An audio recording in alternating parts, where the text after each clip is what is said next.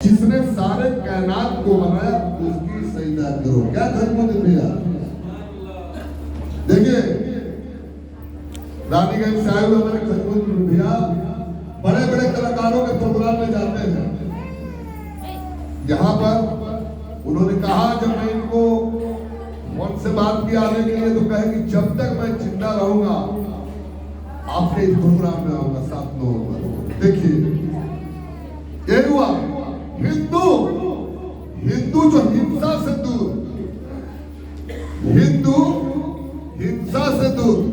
मैंने अपने गोविंद जी से पूछा कि इस कलयुग में सच्चा हिंदू कौन है, तो गोविंद ने बताया इस कलयुग का हिंदू जो मुर्गा मुर्गी अंडा मंडा भोगा भोगी खाता है वो पक्का हिंदू है। इस कलयुग का पक्का हिंदू, सब जो खा रहा है वो हिंदू है।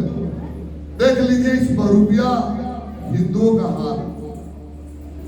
एक मां का बेटा को कोई अगर काट दे तो कोर्ट कचहरी सुप्रीम कोर्ट तक आप चले जाएंगे बेटा की लड़ाई लड़ने के लिए। वो जानवर भी किसी का बेटा है किसी का बेटी है। पत्ता पुत्ती खा के जीने वाला अनबोलता जानवर को आप अपने आजादी के दुरुपयोग करते हैं, उसका आहार खाते हैं, आप फिर व्रत करते हैं, पूजा करते हैं, पाठ करते हैं और आप क्या करते हैं उसके साथ? हिंदू हिंदू माने हिंसा से दूर। दया ही धर्म का मूल है, वेद कहता है, हम नहीं। जब तक आप किसी पर दया नहीं करेंगे ये मालिक आपको याद नहीं करने वाले। दया का उल्टा याद होता है। मुसलमान मुसलमान जो अपने मालिक के सिवाय खुदा के सिवाय जो किसी का इबादत नहीं करता है वो मुसलमान। क्या गलत है? वो मुसलमान। सिख सीखने वाला, ईसाई जो सबसे प्रेम करे। इसीलिए ईसाई लोग सब स्कूल फ्री, ये किताब फ्री, ये फ्री, सेवा। ईसाई सेवा, मुसलमान मुसलमान। ये आज के कलयुग का मुसलमान नहीं जो कुरान कहता है कि मस्जिद में देखोगे टोपियां लाखों करोड़ों, लेकिन गेट पर जब ईमान पूछोगे तो शून्य मिलेगा। सच्चा मुसलमान अपने मालिक के सिवाय, अपने अल्लाह के सिवाय दुनिया में किसी का इबादत नहीं कर सकता है। क्या कुरान गलत है? बहुत पाक पवित्र चीज है, लेकिन उनको समझाने वाला गुरु चाहिए, ज्ञान चाहिए, तब समझिएगा। आप देखा देखी पूर्वजों का कर रहे, उसे समझ में आने वाला नहीं है। इसलिए आप सच्चा हिंदू बनिए, सच्चा मुसलमान बनिए, सच्चा सिख बनिए, सच्चा ईसाई बनिए। अब न हिंदू से आपको हटा रहे हैं, न मुसलमान से हटा रहे हैं, न सिख से हटा रहे हैं, न ईसाई से हटा रहे हैं। आप हिंदू है तो हिंदू रहे, मुसलमान है तो मुसलमान रहे, सिख है तो सिख रहे, ईसाई है तो ईसाई रहे। लेकिन अब चारों बन के एक मालिक के शरण में आ जाए। क्या हिंदू को यहाँ आने में कोई दिक्कत है? इस भगवान से बढ़के तो दुनिया का भगवान है क्या? इस ज्योति के शरण में आ जाए, आपका कल्याण हो जाएगा। आप जीवन से दुख अशांति गायब हो जाएगा। लाइट साधे सब सके। हम लोग का माता पिता एक तो है, एक कि दो को? माता पिता एक है कि दो? पत्नी के लिए पति एक है कि दो? और पति के लिए पत्नी एक है कि दो? अब पत्नी के लिए पति एक है कि दो? सब एक।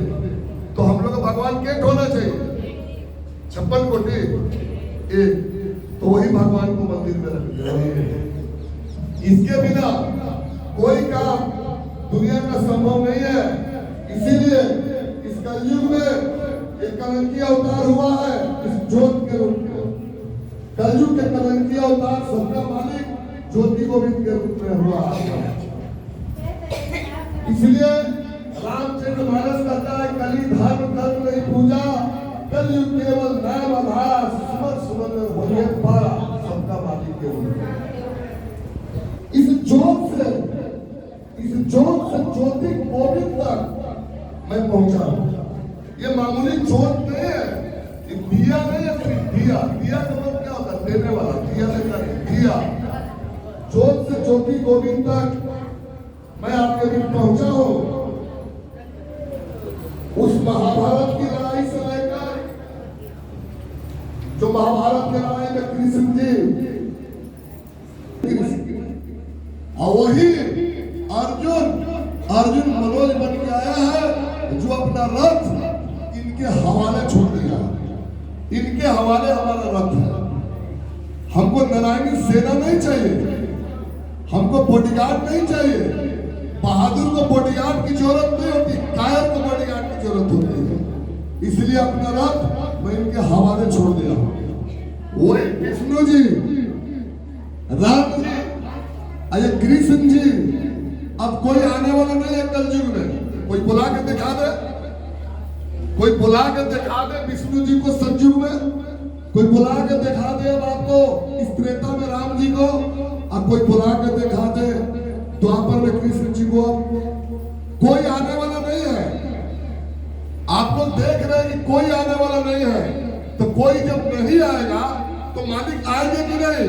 इसीलिए मेरे माध्यम से इनका परिचय हुआ है इस ज्योति का कि यही भगवान, वही नहीं भगवान है, यही भगवान जिनके बिना आपका छठ पूजा नहीं होता है, कोसी नहीं भराता है, सूर्य को अर्घ नहीं दियाता है, द्वार पूजा नहीं होता है, गणेश पूजा नहीं होता है। 1 करोड़ का मंदिर बना दीजिए और दिया मत जलाइए, पूजा होगा? क्यों नहीं होगा? क्यों नहीं होगा?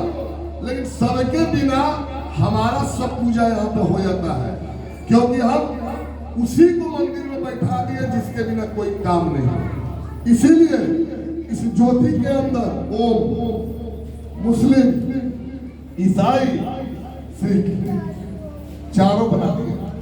बिना ज्योति जलाए न हिंदू का काम, न मुस्लिम का काम, न ईसाई का काम, न सिख का काम। वही चीज इतना आसानी से नहीं मिला है।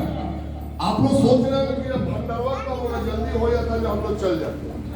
नहीं बच्चों, देखिए एक दिन में ये हाल होता है लोगों का। नहीं, आजकल अन्न में चला गया प्राण। जहां जाइए बारात में चाहे भोज में कुर्सी पर लोग बैठ के खा रहे हैं और लोग पीछे खड़ा है कि जल्दी से उठी तो हम बैठे। एक जगह हम खाने गए थे गोदना में भोज, अपने हमारे गांव का ही भोज था। अभी पूरी और सब्जी खा रहे थे, तब तक पीछे से एक आदमी, 1-2 दिन नहीं 18 बरस पूरा किरण डूबने के पहले आनो जल प्यार। कितनो गर्मी हो, जाड़ा हो, बरसात हो, कितनो भाई भतीजे के यहाँ शादी ब्याह हो, बहने के यहाँ शादी हो, मामा फूफा के यहाँ शादी हो, लेकिन सूर्यास्त के बाद पंजर करते हैं 18 बरस, समझ लीजिए।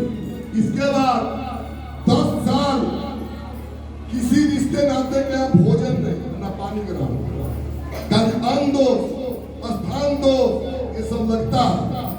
आप लोग भी खाने के पहले कहीं सोच विचार कर खाना खाइए, नहीं तो दोष लग जाएगा। जैसे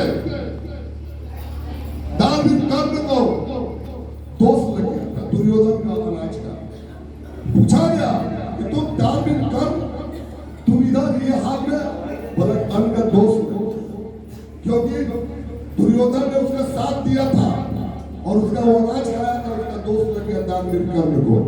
इसलिए 10 साल तक सबके हम पर, चाहे मेरा ससुराल ही क्यों ना, पानी तक नहीं, कहीं जाना है सब जगह ब्याह शादी सब अपना व्यवस्था अपना बैग में साथ है।